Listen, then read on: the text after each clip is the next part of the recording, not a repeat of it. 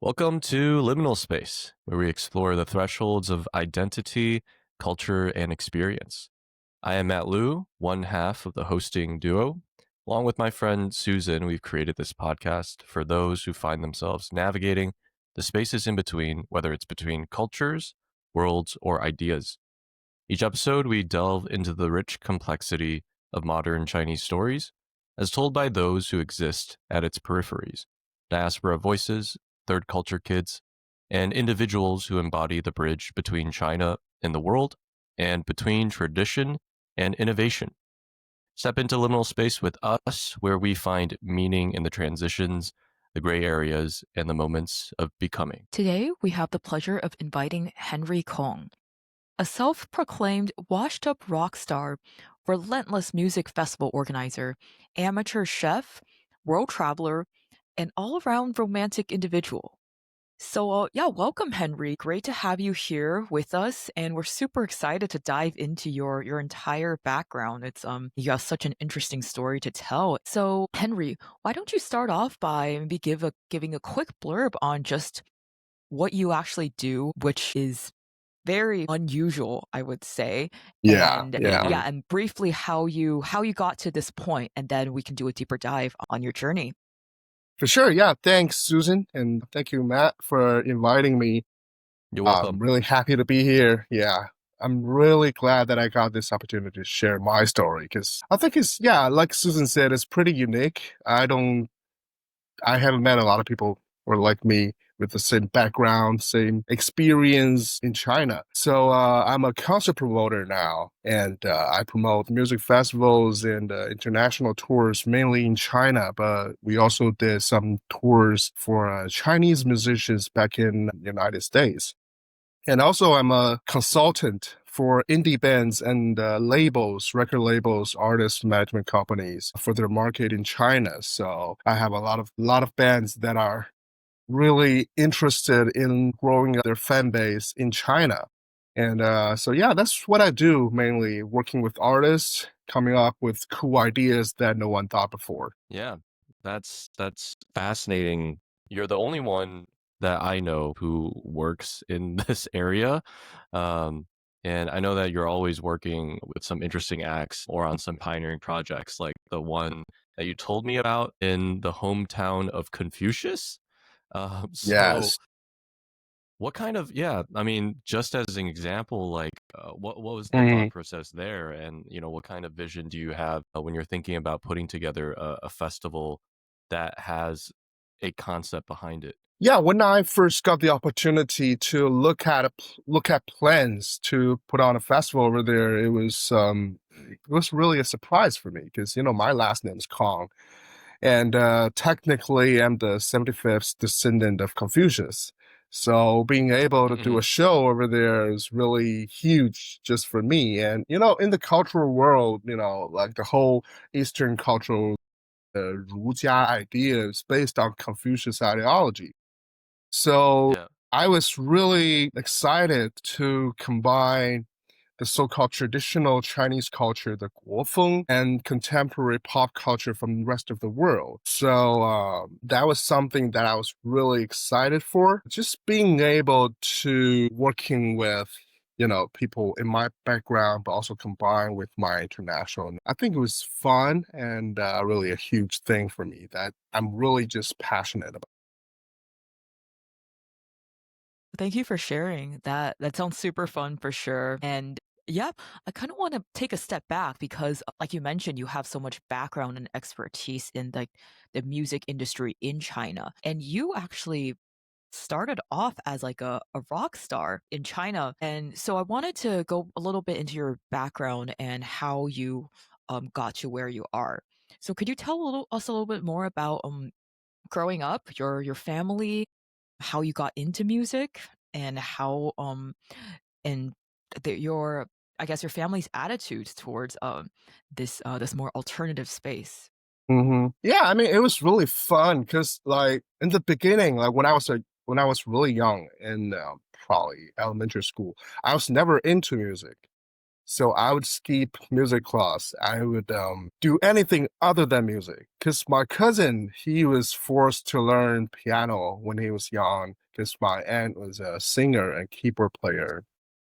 So, they are the musician in our family. And like to me, it never occurred that I'll do something, anything actually related to music. But I got so into computer games back then, and my mom thought, that's just too much. Gotta get you away from. StarCraft. Yeah. Well, no, actually, it was GTA and Resident Evil, all those games. So, Okay. anyways, I started learning play guitar. At first, it was fingerstyle, so it's just me and my acoustic guitar. And then one day, I watched this video, I think of Green Day. And that was the first time Mhm. I started listening to pop punk, new school pop punk. And I really got into that. And not many years later, I think it was 2 years later, I started playing electric guitar and then had my own band in middle school. And that's how officially I got into the, music industry, starting my own band, pretty much like everybody else. I wrote my first song for a girl and well, she was writing the lyrics. I wrote the song. So I thought, yeah, finally, after the song's done, we can Mm. actually, maybe sing it together on the stage. I'll do something romantic, that'll be, So the romantic. classic, yes, classic romantic story. Until the song is finished, she told me, yeah, my ex-boyfriend is going to be so happy knowing that I wrote this song for him. It was tragedy. What? Right. But then My again, I gosh. didn't quit though. I didn't quit. I was like, yeah, I'll write other stuff. So I wrote a bunch of other punk music that are really angry and started Angry. playing outside of school. Yeah, old school punk stuff. I hate school. Why I hate my teachers. Those kind of stuff. I Classic. hate the food in the cafeteria. It's disgusting. Yeah. Yes. Wow. So even circling back to the middle school band thing then, I know your parents encouraged your pursuit of music at first. So how did they react to this? How were they just chill with it? Because I do have trouble imagining like Chinese parents, especially the parents in Beijing, where we're Yeah. both from, like Mhm. to be just chill about their kids starting a rock band in middle school. That's pretty crazy. Like how did they react? Yeah, I mean, nowadays it's pretty common, like there are a lot of high school, middle school bands in Beijing nowadays. But back then, when I was in school, it was pretty uncommon, yeah. But I think my Mm. family is always supportive for me playing music until they realized that Mhm. was too much for them, gotta drive me around, paying for studios and stuff, buying new instruments, put out shows, But all in Yeah. all, I think they still think it's better than, just sit at home, play computers. Mm. Yeah, for sure. And so yeah, nowadays, like a lot of my students, they're involved in bands in high school, and I think there are like battle of the bands type events that connect like different young musicians and artists across high schools in China. So that's a thing. But from what I understand, like you eventually became a touring musician, so a professional rock musician in high school. So, like, that's a big jump from, I have a band with my middle school friends, right? Or I'm experimenting, writing music. I play in like the local community center or at school. But from that to touring China as an actual band with like tens of thousands, or I don't know how many followers or fans you have, but yeah, like what the heck happened between middle school and high school? How were you able to become a professional like rock musician? So in the last year of my middle school, we joined this festival, which eventually became New Soul. Back then, it was called Mm, New Soul High School Festival. It's the first one at Mako Lab House that was in Shuangjiang, which now is already closed. But back then, it was a pretty mm, famous venue, and we had bands from I think 8 different high schools in Beijing. I mean, nowadays, look at these Hmm. kind of shows that are pretty common. Like every year in summer and winter, you got them. But back then, there was just no place for high school bands to play on a professional setting. Like you can play at school, you can play at other people's backyard, but not at a professional venue. Yeah. If you're a college band, Yeah. then maybe a gas if you really, stand out from them. But like for a high school band, there was just no chance. So my buddy and I rented this venue, and then we started put together this show. And just after that, my friend went to America because she just graduated, and I decided that maybe I'll just take over. So in my first year of high school, I took over the festival, which essentially became the most famous one because we had professional, like we had actual like punk rock star in Beijing. Back then they were like so Hmm. popular. One of them is called Brain Failure. And this band, Mm. they got together pretty early in like late 19, 1990s, and they were the Hmm. biggest punk rock band in China. They toured with Anti-Fly in 2001 in America, Mm. and I we like the got name. them to be our headliner for the show. We had a lot of people came to the show, although the show lost money, and yes, my family helped. But it was a huge success that I actually got all the people in the industry to realize, hey, there are a bunch of high school kids are playing music, are playing original music, and we don't even know them. And that's how I really got into it. Like everything from then became serious. The next year, I put out this album called "让摇滚的旗帜插遍每一所学校" Let the Mm. flag of rock race around all high schools, I Yeah. guess. So You that was the gave me a first album copy. that, yes, I did. I Yeah. did. I have the CD, but no CD player. People don't use CD players nowadays. But yeah, that was the first album that I produced. I got all the bands who played at my show to submit 1 or 2 songs from their, original pieces. And I put out this album, and then it quickly became a great idea for me. Just like it's like all the great minds before me. I was like, you know what? Before the releasing, I should do a tour. So I asked one of the Mm. band. We both released 3 songs in that album, and then they were leaving for America. But I was only a freshman in high school. So we decided, okay, that's your last summer in China. You guys want to do something crazy? They were like, hell yeah, let's do it. So we put together this tour. It was 7 days. We played 5 cities. With the last one, the 6th city being Beijing. After the tour, we played in Nanjing, played Mm. Shanghai, Wuhan, Guangzhou, and Xi'an for the last stop. Wow. And yeah, it was really crazy because it was just 6 of us, two, me and my drummer, and then 4 of them. So their lead singer had to play bass for my band so that we could play. Otherwise, we're missing a bass. But yeah, it was a pretty Borrow crazy him. tour. Yeah, I borrowed him. So he had to play a full show, for 2 bands. But I guess that was pretty common back then, even for in America, like in the early times, you see like among the big four, Metallica, Megadeth, they all do the same thing. Hmm. And Yeah. Versatile. yeah, every city we played, we would have a local high school band who have their original songs to join and play with us, or a local famous punk rock band to join us. And I remember in Shanghai, we almost got this band called Prom. They're a melodic death metal band. But their contact, like I called their guitar player has now become a super idol in China. Timmy Hmm. Xu Weizhou. Really? It's like, yeah, he What? was the lead guitar player. Yeah, he's born and raised in Like he's Shanghai. like So a I still, idol now, like a he's C-pop super idol, idol.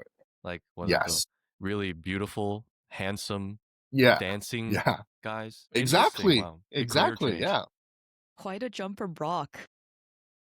Mm-hmm. yeah. And I remember the highest sale that we did in that tour was like in Wuhan. We had like 200 tickets. That was it. But it That's was a fun. It lot. was quite an experience. 7 days, all filled with train trips, alcohol, and all the fun things, music. Yeah, Nice. so that's really fascinating, especially in contrast with my childhood, my high school experience, and probably Susan's, which is more similar to mine.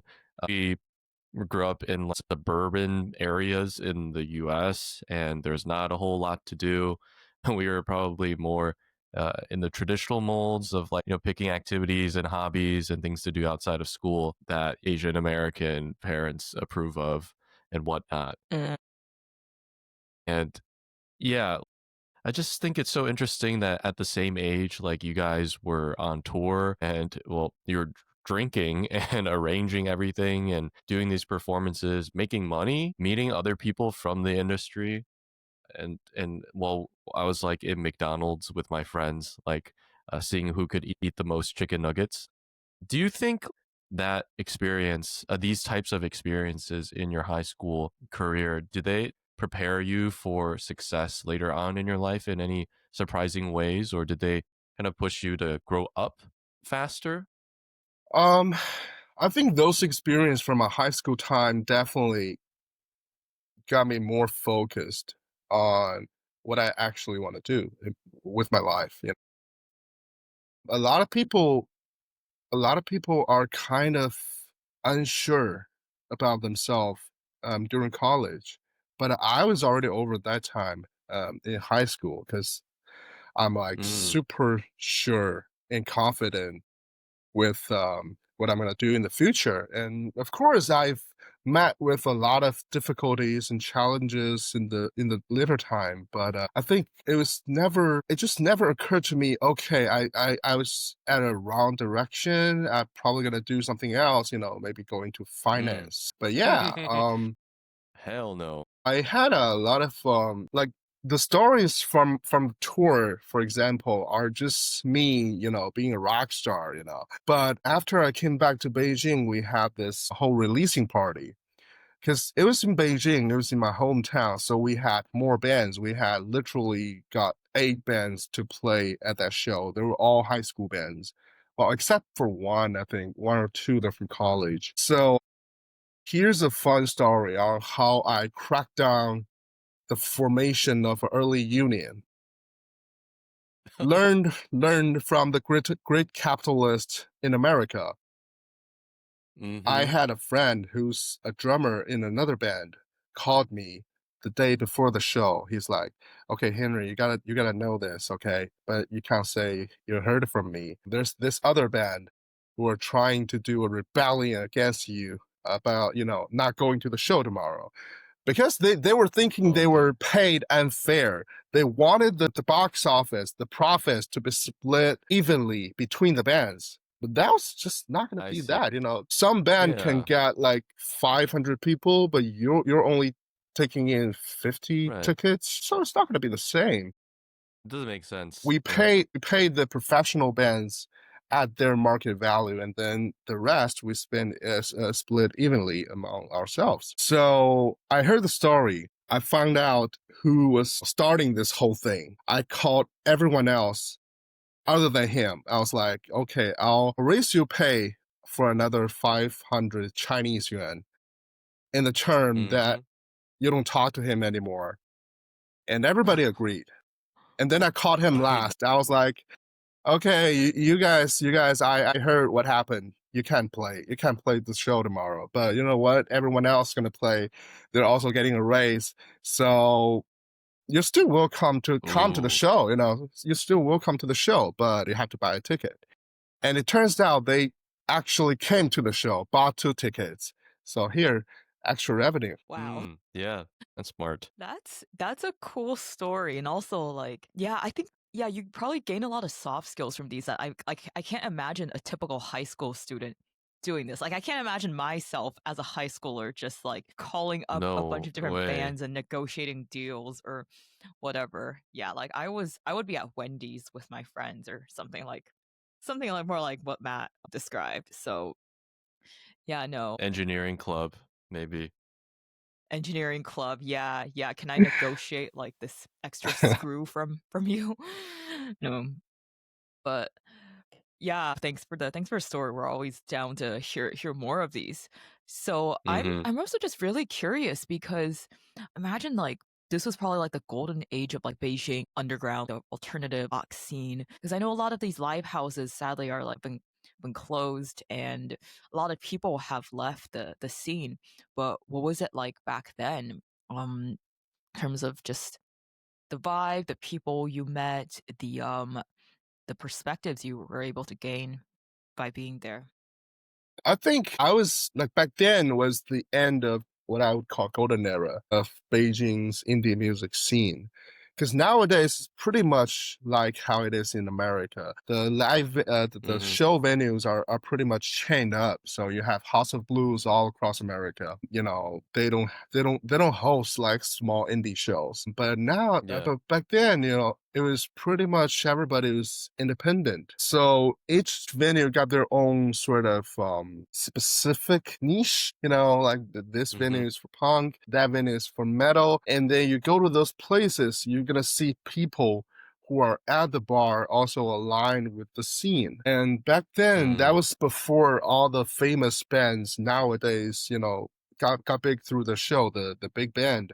That was before they were actually became super commercial. And those people are pretty chill to hang out with. They were also really nice. They really want to help the new generation in the music scene. So yeah, that was definitely I would say the end of golden era. Oh, I just had a follow-up question about that because you mentioned like the big band and it's like that this like variety show program in China that got pretty popular the past few years, kind of like putting a spotlight on a lot of these smaller bands in the Chinese rock scene and also older bands, uh, kind of bringing them to the forefront in terms of like a mainstream Chinese audience of all ages. I really enjoyed the show. It was great that the show could give these people more exposure because some of these groups maybe previously weren't very financially successful, I suppose, and maybe they still had to struggle a little bit to make ends meet. But after kind of the phenomenon of the show, it popularized like rock for a mainstream Chinese audience. Seems like there are a lot more commercial opportunities, a lot more potential for different companies to really invest in rock acts and rock artists. So, how do you see like the kind of tension between more commercialization, more exposure means that, people who choose to do this kind of music can maybe get a better standard of living with this job versus like there are going to be a lot more people having a say from a corporate level of what you can or can't do or what types of concepts or sounds or themes you should do your music around. Is it overall good to have more exposure, or has it destroyed the initial purity of the rock spirit? I would say overall it's definitely good to have more exposure for smaller bands, for indie bands, but definitely the corporate level of management are sort of killing the idea of being independent, you know, the creative side of everything. But I think the invisible hand is trying to find a balance in between, and the Mm-hmm. market is adjusting accordingly. Gotcha. Okay. Yeah. Interesting. And I guess on a similar tangent, you mentioned that your time there during high school, your high school days, that was kind of like the end of the golden era of indie music in China. I'm curious, what caused this end? Like, what happened? What changed after? I would say with that show, of course, and the growing market of live music industry, many people who were only spiritual leaders in this market are Mm-hmm. trying to become financial leaders, which I don't really blame them, you know. I was just reading David Geffen's book, and you know, a successful entertainment industry leader should make a lot of money. I Mm-hmm. think they're still trying to find their way just to navigate between the creative side of story and the finance world and you know the corporate world. Yeah. Gotcha, gotcha. Yeah. So when you think about your own role as a rock musician and When you went to college, did you decide to also study something relating to music management or business? First year, I did entry level business. It was a pre business class, right? In order to get Mm-hmm. into College School of Business, which is definitely one of the top 10 It's really hard. in the Yeah. country. Yeah, it's pretty hard. So it required all B plus, I think. So I was trying to get into Mm-hmm. that school for entrepreneurship major. And here's a fun story. I picked a class. It's called a dinosaur or something because I was like, I love Jurassic Park. And Oh, and I'm really familiar with all kinds of dinosaurs. I was a huge fan of the wait, I did movie. not know that. I did not know that. That's the I'm first time pretty sure I told you I've this story. That was the really first I class know I that I got a withdrawal on. Because in the second week of the class, I realized I only know the dinosaur's name in Chinese. So seeing all the Soras, I yeah. was like, what are those? Yeah, I that. couldn't do my midterm exam. I was like, I gotta withdraw this class. Otherwise it'll My hurt my GPA. goodness. So I had a W on my transcript. So I pretty much said Man. goodbye to College School of Oh Business. man. But which I see. that was the opportunity that got me into arts management. My mom and my Mm. dad, they don't really speak English that well. So Mm. I changed my major without telling them, and then it was a huge fight But you're between like, us. But it's the same what's thing. done is done. Wow. So And that actually they got me really thinking, wanted you though. to I was just saying that really got me thinking that, like, choosing your own thing, like, the choice that I had was the biggest luxury that I had. Yeah. yeah, for sure. So they would have they preferred you to choose like a business administration or entrepreneurship kind of direction? Maybe management or accounting or marketing, something like that. Hmm, Oh, definitely. okay. Gotcha. And so it's like you moved to moved over to like arts management. What is that? I mean, that's also not a super commonly found major, I think, in colleges. What did you learn in this area? Well, our major is basically split into two directions. One is towards arts. So, fine art, you got a gallery stuff, museum stuff, Mm, and okay. auctions for arts. And the other direction was music, which is the one that I chose. I see. Gotcha. Yeah, so it's good that you were able to continue your passion for music into college, and you had a lot of conviction as a high schooler. Like you knew exactly what you wanted to do in college. You knew you were going to the States, and so kind of circling back to that transition. Then, what made you like so certain you wanted to go to school in the States? And how did your rock band experience actually help with that? Like, did you write about that on your college apps? Was that did that remain a part of your life when you went to the States? Yeah, yeah, definitely. I think um that story of me being a rock star and the promoter definitely made my application stand out. And I remember I also applied to a school called Bryant University that's in Rhode Island, I think. Their mission officer came to Beijing, came to my school, and I was telling her the story of me being a band, and then she said, "Oh, we got this application. I think also from Beijing that he's a high school rock star and blah blah same thing." And then I was like, "Yeah, that's Yeah. probably my application." But yeah, eventually I Yeah. chose IU, and like going to America was not not a definite thing for me, like, when I was really young. But my grandparents really wanted me to go to college over there, and, that was kind of, I guess that was kind of a deal they made with my parents that me and my cousin had to go to US for college. Mm. Interesting. Wow. So then what became of your high school band and your high school fame? Like your band, it's called Watermelon Can. And I think you mentioned before that your bandmates, they were your high school classmates. So how did you guys like 散伙? How did things end up when you all had to go to college, and also your fan base? I'm curious about I that mean, too. we didn't really stop playing. Every year I would come back in winter and in summer and we would play shows either in Okay. venues or at festivals, so we kept our presence going. And besides that, I think pretty much all my bandmates are in America at the same time. So it was Mm. pretty easy for us just to keep that going, but not really like trying to become a popular rock star again. Gotcha. So you weren't really focused on expanding or like growing your following, but Mm. just kind of maintaining it while you had to balance like school or Yeah, university we just thought that and other was part things. of our life already, We just gotta keep playing. Yeah, yeah.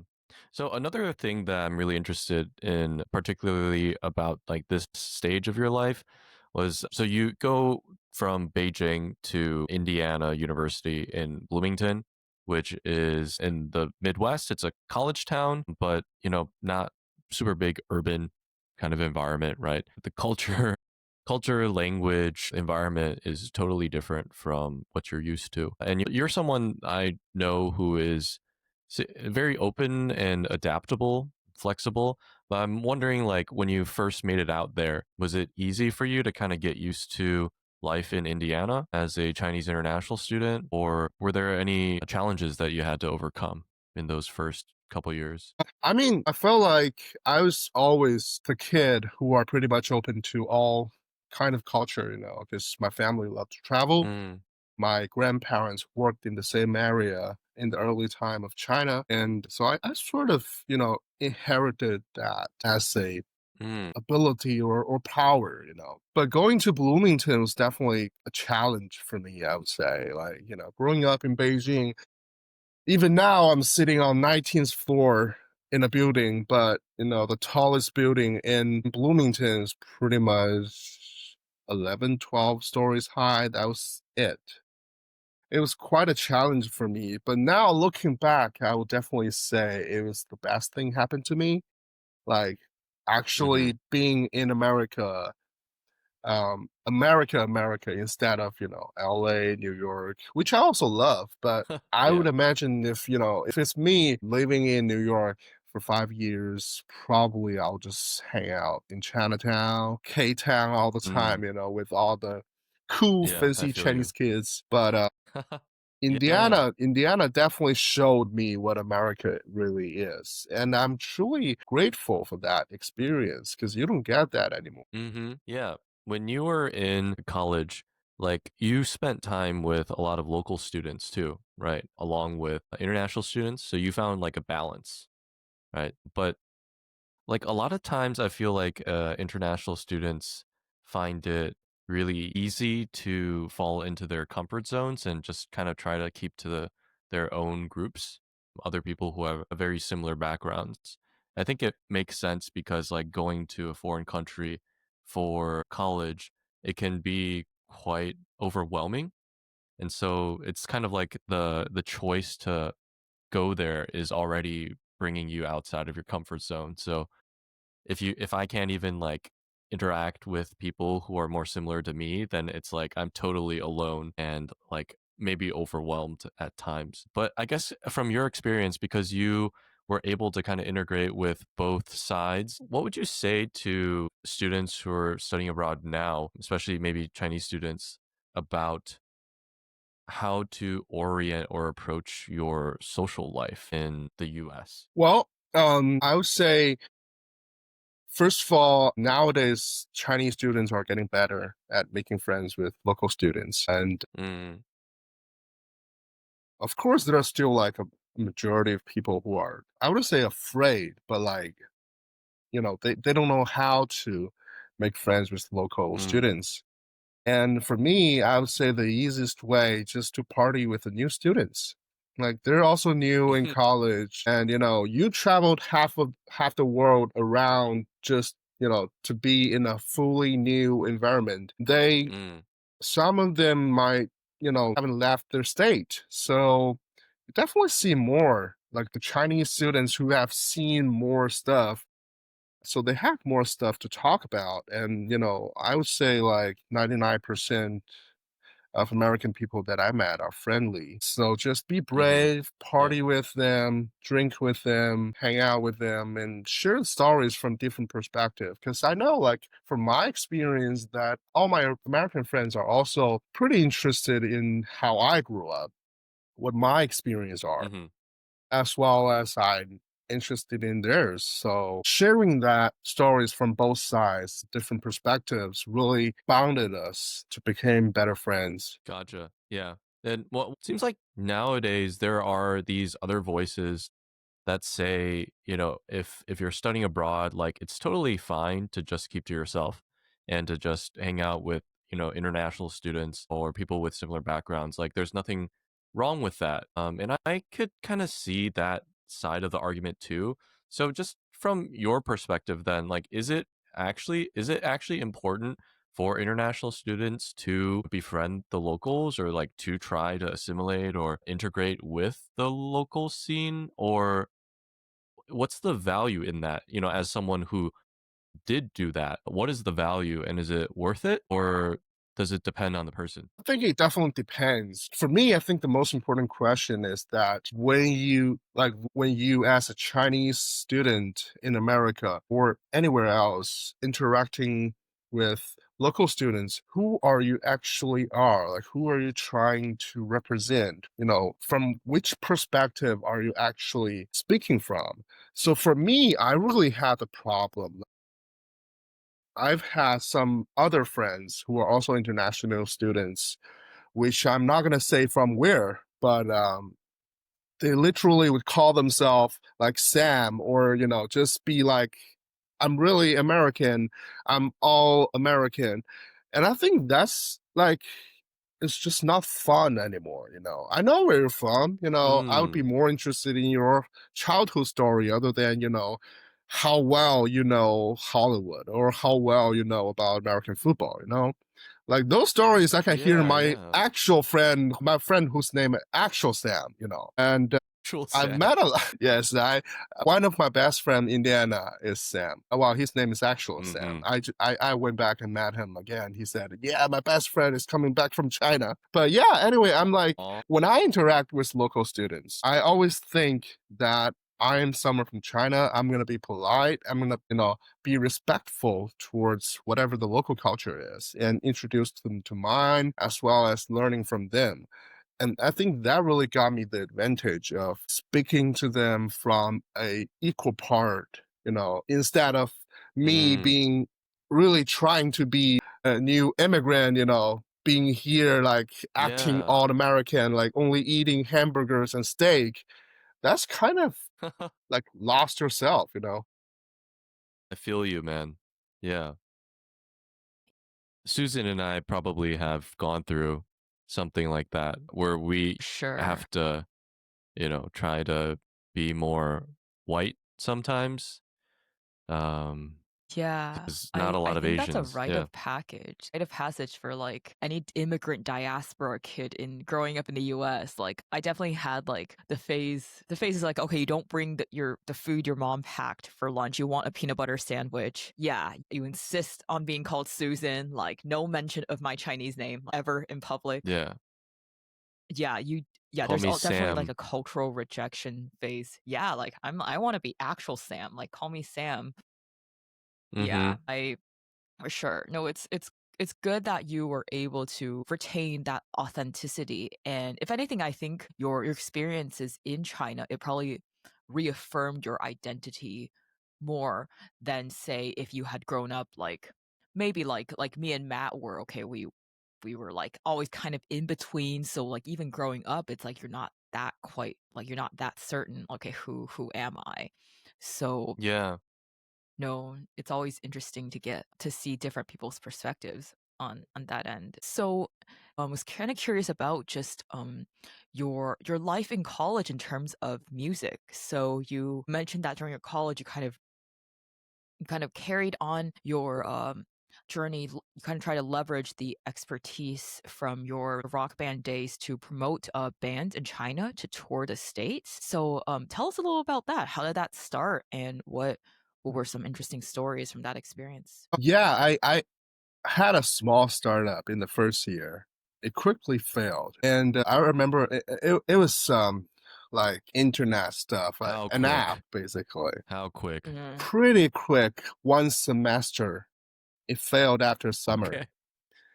Yeah, so but I remember like in that summer we met intensively with a lot of investors from my friends who are already successful and then put me in touch Mm. with them. I remember the last investor asked me and my partner to go to his office. That guy listened to my story for what, 30 minutes about whatever I just told you guys before. And then another 30 minutes on how my app is going to be great. I'm going to be the next Mark Zuckerberg.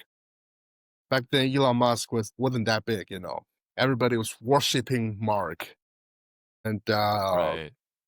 after an hour Those. of hearing me, he said, "Do you know why I asked you to be here today?" I was like, "I don't know. Maybe just ask me about, my app, my startup." And he's like, "No, I asked you here because I realized you have a huge experience and background in music.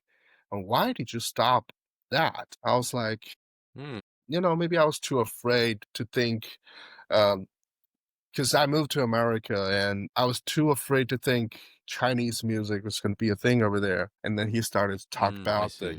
the increased number of Chinese students in America, this potential needs to see Chinese acts in America. And he said, you should just keep doing what you actually want to do instead of doing something you're not professional at. You're not passionate about this startup, you don't want to be that Hmm. kind of tech guy. You want to be the music What was guy. You it want to be the on, by the entertainment guy. way? What? Your app. What was the app on? What was this app about? Basically, it was called 路上吃. It was basically an app where you can order food on the app and then pick it up at the railway station or airport, which is now offered at all the high-speed rail in China. I was much before that. I Okay. could actually be Mark Zuckerberg. Damn, I lost that I see. opportunity. I see. Yeah. But then I thought about his words and I was like, yeah, maybe I should just do that. So I went back to America in that winter. I called up one of my friends who played drums in another band from high school that I worked with. I was like, okay, I'm going to do this thing. And then he called up another drummer who was based in Boston. My first friend, my partner, is based in California, Stockton. I was in the Middle West. My other friend was in Hmm. Boston.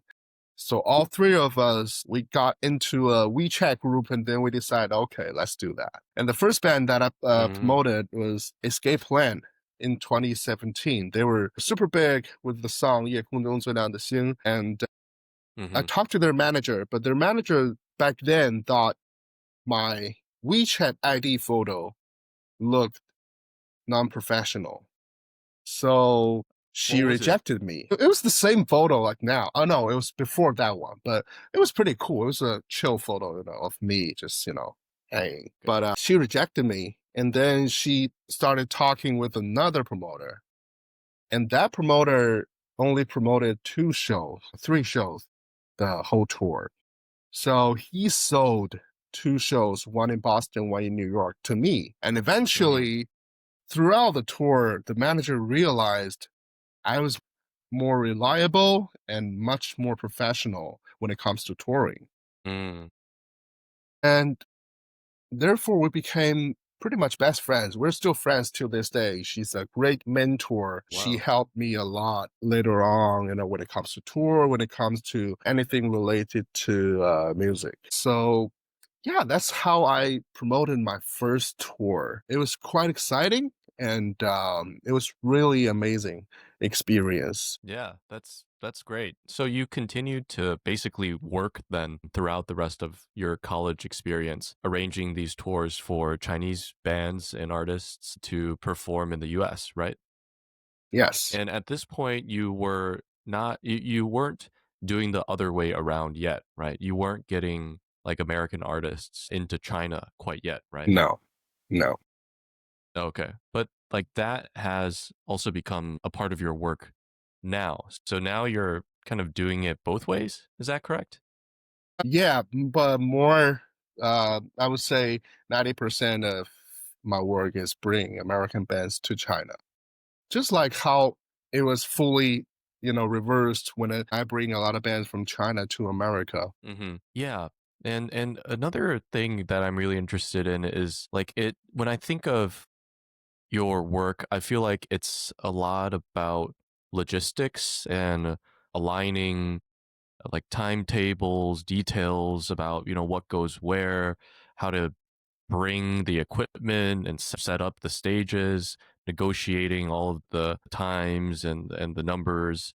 So a lot of project management that I can imagine, but also you're someone who has pretty wide range of interpersonal skills. You can pretty much get by in any kind of situation with any kind of person, I think. What's more like the human aspect or the human side of your work when it comes to spending time with these artists that you book and like kind of taking them around, showing them local culture or food or whatever? Like, what does that part of your work look like? I guess I always enjoyed being a tour guide, or professionally, as we call Mm. a tour manager.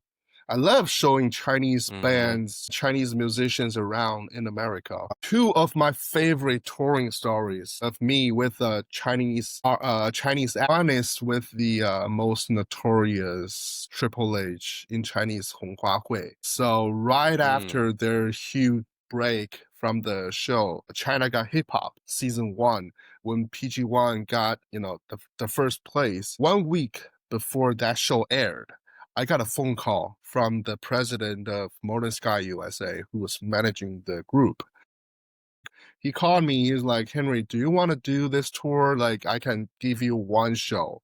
That's the best I can do. If you want to do Boston, I'll give you one show.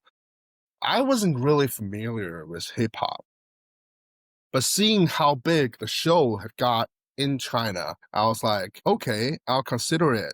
But you have to let me know whether PG1 won the first place or not. And his Mm. exact words was, I cannot tell you that he won. I was like, that's fair enough. So I booked his show. The full group came. And I remember in 2015, there was this film called Straight Outta Compton about NWA. Yeah, I remember. That was good. That was a good one. In that film, there was a part where the group toured, I think, Detroit. They were having a party at the hotel, and then suddenly a rival gang came up and shot the group. They were literally having a gunfight.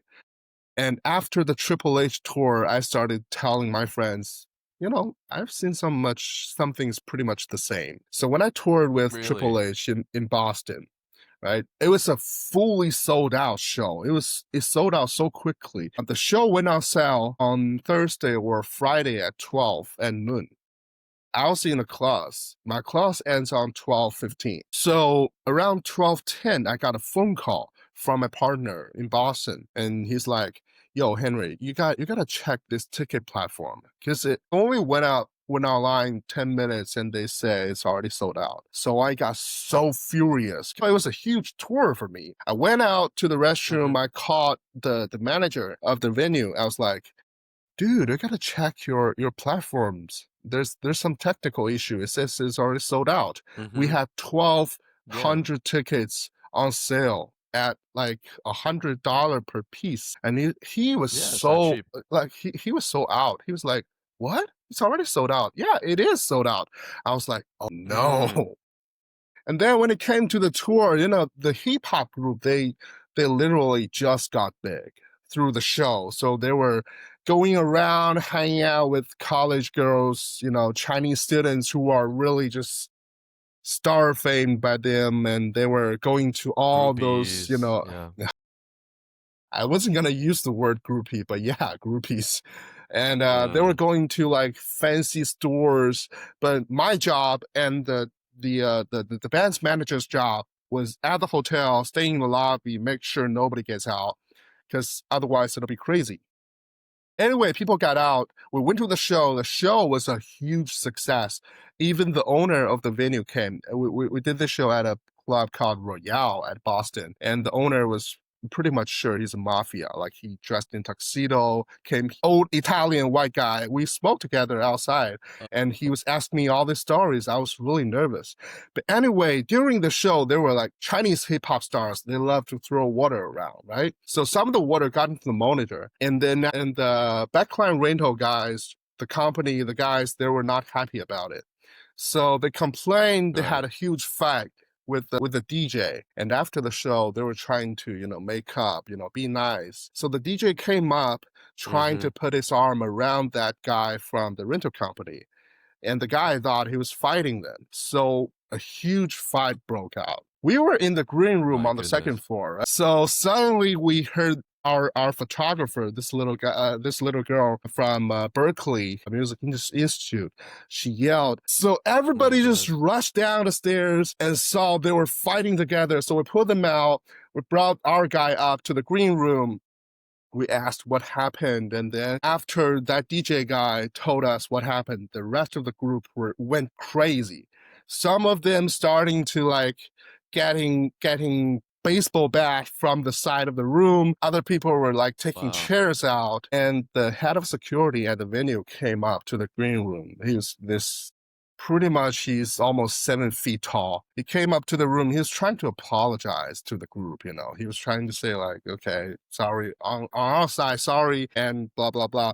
He opened the door, and one guy from the group, he's also super big now, Brian B. Xiaobai. He just opened the door, went out, slammed the chair on that guy. But that guy was 7 feet tall. Heck? So he took the chair, throw it away, and then he looked at me. He said, Henry, you talk to them. If they want to talk, let's talk. If they don't want to talk, we'll call the cops. And that was that. So literally a fight broke out. So that was my NWA story. Oh my gosh. Miscommunication though, right? Yeah, it was definitely just accused in a miscommunication. line. Yeah. Wow, those are some good stories, and looks like you had a lot of adventures. This was all when you were still at school, right? You're still a college student. I was 20. Wow. My goodness. So how did that? So much experience. Yeah. How did you balance that with school? Yeah. Were there challenges? I mean, that was already my second part of the second year. So I already finished a lot of entry-level classes like, academic writing, algebra, like natural science, all those like required for freshmen. And my major class are like the professors are pretty understandable towards me working on this. So my music industry professor would always say, "Yo, Henry, you always leave on Thursday and then come back on Monday." Stuff like that. Yeah. They know it's more valuable, probably the experiences that you're getting outside of the classroom than listening to the lecture, huh? That's cool though. Yeah. Yeah. The exposure alone and just the stories you're able to tell. I think the stories they always make it worth it. You come back with such a different perspective than the people around you. So how long did this gig promoting bands in China, how long did this continue? So you were in school and then you graduated. Did that become your job after? Or what was it like after? It did become my job, but it just didn't really work out. Because back then we were hitting market cap. Like there were too many tours of artists from China. And all the big ones, we already done that. So we're looking at smaller acts. And those acts were not making money. So we kind of put a stop on that. And then there was COVID. So everything changed. So after COVID, how did you kind of readjust your idea of like what kind of work you actually wanted to do? Because you had come back to China, you had graduated. There are some limitations, obviously, because of the pandemic. How did you decide like what you wanted to do next? Like for me, it was always staying in the same industry, entertainment industry. And I was choosing between coming back to China or staying in the US. And I don't know, I feel like my experience in LA gave me the idea that if I stayed in LA, I will never actually become someone or actually do something. I could easily become Mm, a mid-level executive at Universal, Warner, Sony, whatever you name it, but I will mm-hmm, never be the crucial key player in the industry, mm, let alone representing my culture. But coming back to China, music industry in China is still pretty much a baby. A lot of things are still mm. evolving rapidly. Unlike in America, pretty much the cake is already cut and split up. But in China, it's still new, still growing. And I Yeah. realized I want to be a key player in Chinese music industry. And then hopefully in the future that could, going back to the world stage representing China again. So that was my main reason coming back. Coming back to Mm-hmm, China with the whole COVID situation, promoting shows was not easy for me. So I did a mm-hmm, few consulting jobs for my old clients, especially escape plan. I put them together with this show designer called Tobias Rylander, who designed escape mm. plans, touring visual on stage. But that Yeah. guy You was showed also me. the It's pretty crazy. yeah, yeah, yeah, yeah. It was The definitely lights, crazy. lights and Yes, effects. yes. He was also the designer for Beyonce and Wow. ABBA experience in London. ABBA? Okay. Yeah, those consulting jobs got me through the hardest time in COVID. Okay. Yeah. Yeah, I see that, like, of course, music is what you've known for a really long time. You've dived really deeply into it from a young age. And so it follows that, this is something that you're pretty sure that you want to continue working in. But also, it's the first time kind of mentioning, although we alluded to before, through this type of work, you're kind of promoting a form of cultural exchange and cultural export, right? Kind of showing the sides of Chinese contemporary culture to other, maybe English speaking audiences. And so when it comes to, I guess, this particular mission that you have, are there any other opportunities in the music or entertainment industries that you can identify kind of currently, which can also help China kind of export their culture elsewhere? Or is it just kind of what we've been doing with more traditional methods like building a following, having them tour, maybe like collaborating with English speaking artists in some way? Yeah. Are there any other like opportunities or approaches that maybe you think can be explored for China's cultural exports? Definitely, but like all the methods that you just mentioned are pretty much still the main way of doing things. Also, we're Hmm. looking at other methods with smaller acts. Mm. I think that the world is eager to know what China actually is from Yeah. a Yeah. perspective of looking at the young people. For sure. I always tell my friends in America that it's not important how different we are, but it's really important to look at how similar we are, especially like China Yeah. and America Agreed. people. Yeah. Totally agree. Yeah.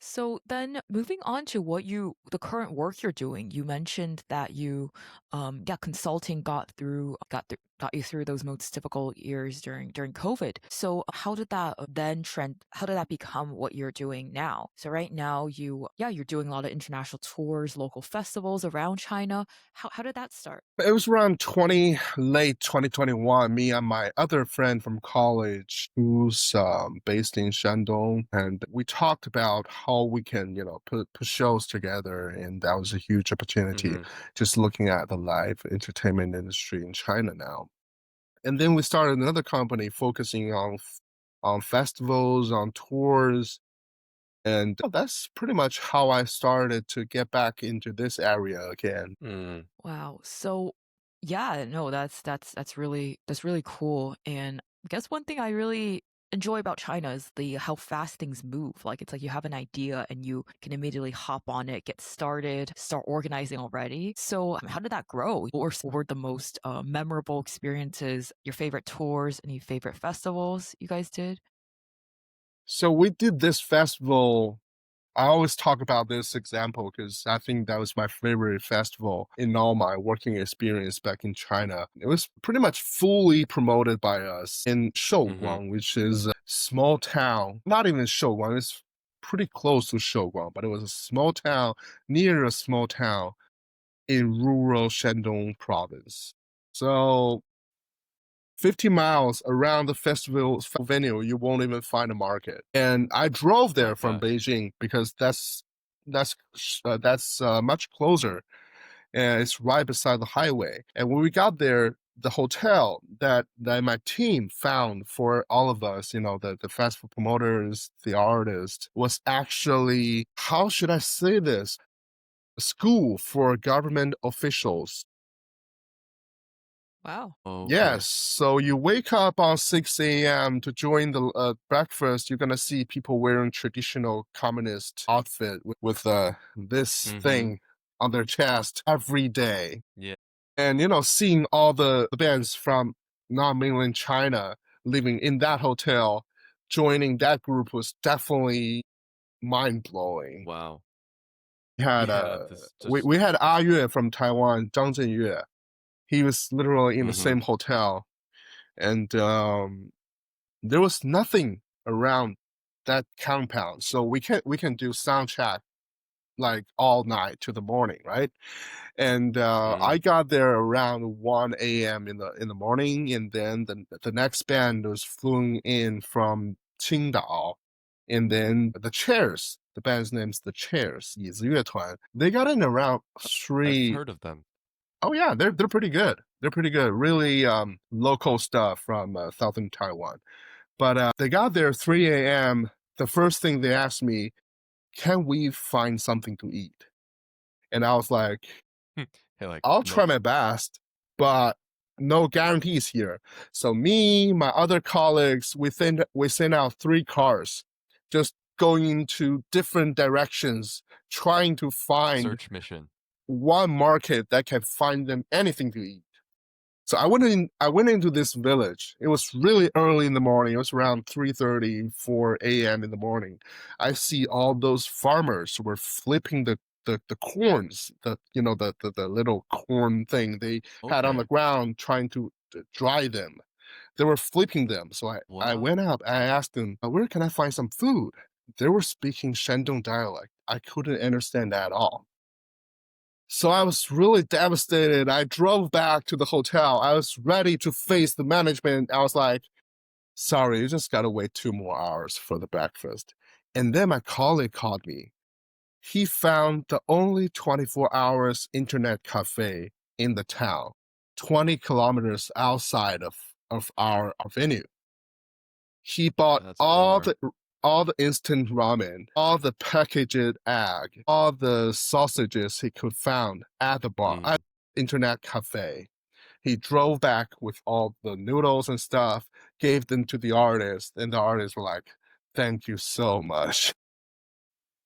So responsible. My Yeah, goodness. that's our job, serving the artist, serving the audience as well. Yeah. Thank you. Thanks for sharing. That's very, yeah, very cool story for sure. And we gotta love those 24-hour cafes. I think that's always a Internet lifesaver cafe. in the middle of nowhere. Yeah. So now I'm kind of looking ahead then. What are you currently working on? Any new projects coming up? We have 3 tours planned for next year. 3 bands that previously we worked together, but not offline, like not our shows yet.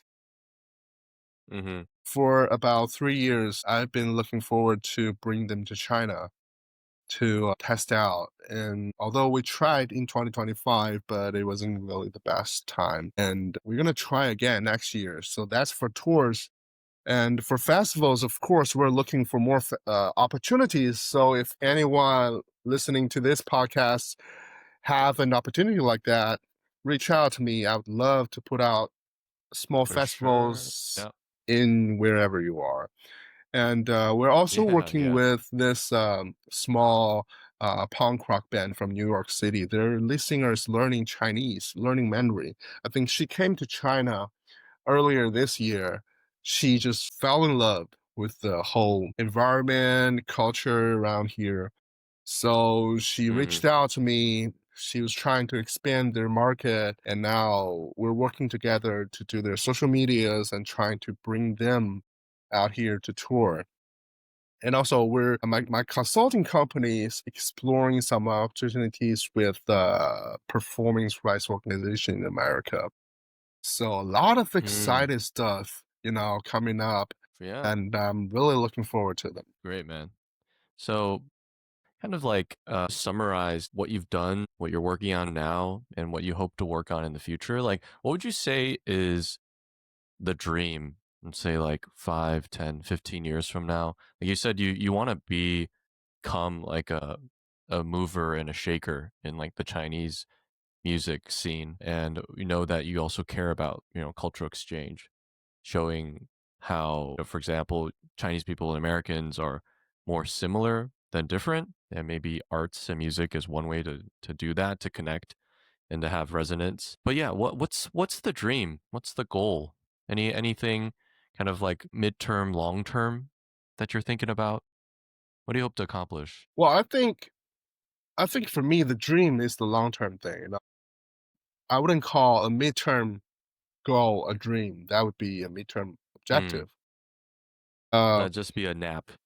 yeah, but I think the dream for me is to become someone like Walt Disney, who's really telling the Oh, okay. story to the rest of the world. Okay. And I want to tell the Chinese story to the rest of the world because my experience, my whole life is telling people from other cultural backgrounds who I am as a Chinese kid Yeah. growing up in Beijing and how similar we are, Mm-hmm.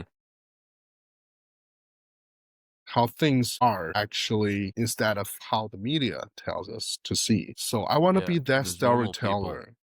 Yeah, I want to be the storyteller, tell my story as well as the Chinese story to the rest of the world. Cool. You're well on your Yeah, way, man. Respect. You can do it. If it's anyone, is gonna be you, man. Hey, finger it's crossed. really so meaningful, and just with your experience too, just being in this being in between doing so much like cultural promotion, and music really bonds people together. It's something that goes across geographic boundaries. So It's its own no, language. rooting for you for sure. And for our listeners, if anyone yeah, of course. If anyone has anything similar that they want to hit Henry up for, like we'll share his contact info too, and hopefully give you some help in telling this story for sure. So I guess just kind of wrapping our conversation then. Um, what would you, what advice would you give to maybe someone young who, whether they want to go into like music, something like what you're doing, or just someone like trying to navigate this in between world, like going to like navigate between US China, like trying to tell these stories to people from a different culture in a time of massive global contention. What are some words of wisdom you can impart? The first one I would say is always be sure of who you are. So know your identity, know your story, and know your goals. That's definitely Mm, just be sure of who you actually are. You don't have to, pretend to be someone else. Just being who you are is the perfect status you can be.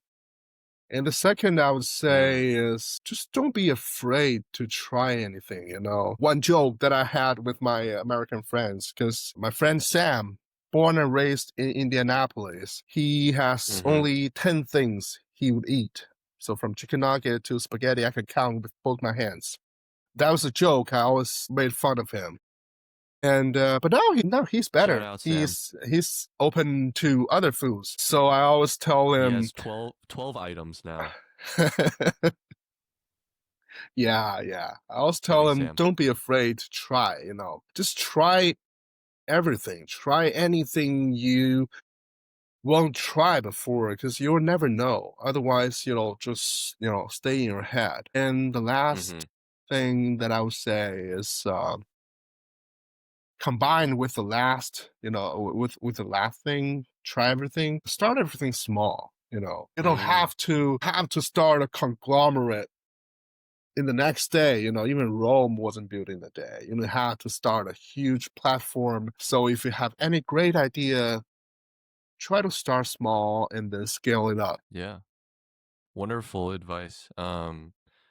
And just kind of following up on that first point, because I noticed that, in my work with high school students and in academic or life coaching, or just, talking to a lot of my friends, people our age who've taken more traditional professional backgrounds, it seems like no matter the age, a lot of people are feeling a bit lost about like who they feel like they actually are. And so, on the first point, which I really agree with, kind of, being true to yourself, do you have any thoughts, wisdom, ideas, advice for people who are just not sure? How can they become more sure of what is important to them if they're kind of lost? Any ideas? I think growing up, I had many opportunities to go into other directions. I tried out for TV shows when I was in third grade. My mom said no because Really? I had to move to another city. It's a popular show called 快乐星 What? 球. It was a popular Wait, Dude, kids really? show. Wait, I love Yes, that show. I love I that show. watched it. Wait, who The did you try out for? third season, Bang Bang. Bong Bong. Oh So my after god. after the second season, I went to a summer camp to try out for the main title. The guy who actually played the main character Bang Bang was actually my roommate. We stayed in the same room at the campus. But that was another What? story because Dang. they What? called You my broke family. with They're Bong Bong. well, I could be that pop star if I went to that direction. Yeah, I was gonna go, and then my mom said, "No, you're from Beijing. You cannot quit school for 1 year. Go to Henan and just try your TV Mm, dreams." But so that was mm, one, right? I had another opportunity in middle school before I got into music. I was good with computers, so I did 3D animation with 3ds Max with Maya. I even won a prize on one of the competitions. I didn't go into that until I went into music. And then I mm, realized, okay, that's something I want to do for the rest of my life. So combined with hmm my second suggestion, which is try everything, I think the only way to be sure of yourself, be true to yourself is that try everything and then find out the thing that you're most passionate about. Yeah, agreed. Solid. You'll never know unless you put yourself out there and actually start moving, start doing, and connecting to your third point. People are afraid of trying out new things. So that's why Mhm. it's hard for them to get a clear picture of who they are, right? There's a lot of noise out there. But I'm, really glad to have you on here and share your story because although it's very difficult for us to give other people advice or to even coach them, if they're very directionless, I do think that listening to different possibilities of lifestyles and life experiences and the diversity of it does help a little bit maybe in providing some confidence for people who want to make a change. Yeah, For sure. great. So kind of wrapping up here, we like to invite our guests to introduce a category that they would like to recommend something for. And so today it's up to you to set the category, and then we'll kind of try to match your energy with some insightful recommendations as best as we can. So what's the rec category and what's your rec, Henry? So after I carefully thought about this, I'm gonna say film. And my Film. recommendation, Okay. yeah, films. And my recommendation, I'm gonna say two actually. The first one is Okay. for anyone who's interested in music or just in general in the producing music or in the music industry. There's a film called Mm-hmm. Begin Again, Caronelli and Mark Ruffalo. And Mm. it was the film that got me opened up about the whole music producing world, like how Okay. producing an album actually should be like, instead of just in a fancy studio doing everything So that was my recommendation for anyone who's interested in the music industry. And another one is just generally about life. Is film. My personally speaking, is my all-time favorite like 鸡汤 film. You know, like I would cure myself with Okay. that Feel film when I'm good. definitely feel good film whenever I feel Mm-hmm. down in life. It's called A Good Year by Ridley Scott. Okay. All right. Matt, you want to go first? Because I went first last time. Okay. So, all right. So, what comes to mind, I guess, is a film that I watched, I think, earlier this year. So, it's a Japanese movie called Perfect Days. It's a very calm, serene movie centered on the main character who lives a very minimal lifestyle, lives by himself, and he is a toilet cleaner in Tokyo. So the movie is centered on what his life is like from when he wakes up, when how he does his job, and then what he does after he clocks out. And the thing that you get is that like he is extremely content with his life, although it's on the outside it seems like there's nothing special about it, right? Like he has his routine. He loves music. He listens to a lot of his own cassette tape collections. He likes to read. He likes to take pictures. And not a lot happens in the movie, but he has some interactions with other characters who I think are representative more of more commonly seen roles that we play in society, and the intersections between his life and these other people and the adventures and the things that happen, the conversations that happen, I think are quite thought provoking in this extremely fast paced society that we live in today. So I would recommend Perfect Days. It's a movie from 2023. Very well acted and a beautiful movie. Susan? I hardly ever watch movies. I'll be frank. I only really watch them on like long haul flights. Okay. Yeah. So usually I do a few in there in between naps. So Mm-hmm. yeah, my rec was I think something I watched on one of the flights this past year, and you might have heard of it. It's called Update, or like yeah, it's Yeah. it's a like a coming of age film about a Taiwanese American boy in Northern California, and basically just deals with I don't actually remember the details much. It's been a while, but like kind of the Mm-hmm. his growing up experience as he transitions into high school, and I think it's his passion for skateboarding, and Yeah. it's like yeah, like I just thought it was very it's nice first to see films about like Asian American kids growing up. Like I think that's something that Mm-hmm. we were like deprived of. There were like no API representation when you and I were Right. young, Right. like Matt. So now seeing more of them come out, it's always nice. This one, like I think some parts having grown up in California myself in like a large public high school as one of like the few Asians, it was like Mm-hmm. it's like pretty relatable. The dynamics, the friend groups, even the jokes people tell, and also this Mm-hmm.